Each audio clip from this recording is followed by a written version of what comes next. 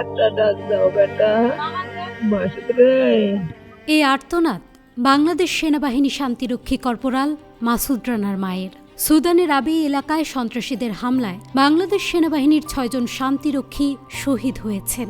তাদেরই একজন মাসুদ। 2006 সালে বাংলাদেশ সেনাবাহিনীতে যোগ দেন কর্পোরাল মাসুদ রানা। 3 ভাইয়ের মধ্যে তিনি ছিলেন সবার বড়। মেজ ভাই মনিরুল ইসলাম এবং ছোট ভাই রনি আলমও সেনা সদস্য। তার মৃত্যুতে পুরো এলাকা জুড়ে বইছে শোকের মাতম। শহীদ মাসুদ রানা লালপুর উপজেলার আরবাব ইউনিয়নের বোয়ালিপাড়া গ্রামের সাহারা উদ্দিনের ছেলে। গত 7 নভেম্বর স্ত্রী ও 8 বছরের একমাত্র কন্যা মাগফিরাতুল মাওয়া আমিনকে রেখে শান্তিরক্ষা মিশনে যোগ দিতে সুদানে যান তিনি। শনিবার তার মৃত্যুর খবর প্রথম জানতে পারেন তার ছোট ভাই সেনা সদস্য রনি আলম।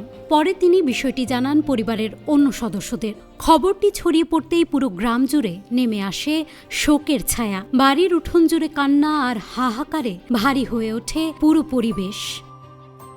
শহীদের মা মর্জিনা খাতুন ছেলের মৃত্যুর খবরে বারবার মূর্ছা যাচ্ছেন। কান্নাজড়িত কণ্ঠে তিনি বলেন, গতকালই ছেলের সঙ্গে কথা হয়েছে। ডিউটির কষ্টের কথা জানতে চাইলে সে বলল, মা এখন আর কষ্ট নাই, ডিউটি কম। মাকে ভালো থাকতে বলে ছেলে নিজেই চলে গেলেন। স্ত্রী আসমাউল হোসনা আখিও স্বামীর মৃত্যু সংবাদে শোকে স্তব্ধ হয়ে গেছে। কথা বলতে গিয়ে বারবার মূর্ছা যাচ্ছেন। প্রতিবেশীরা জানান, শান্ত ও মিশুক স্বভাবের মানুষ ছিলেন মাসুদ। তবে কে জানত বিশ্বের শান্তি রক্ষায় গিয়ে নিজের জীবন উৎসর্গ করতে হবে মাসুদকে।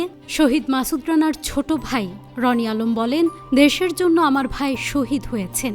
এই আত্মত্যাগে আমরা গর্বিত, যদিও এই শোক ভাষায় প্রকাশ করার মতো না। নিউজ ডেস্ক, মানব জমিন।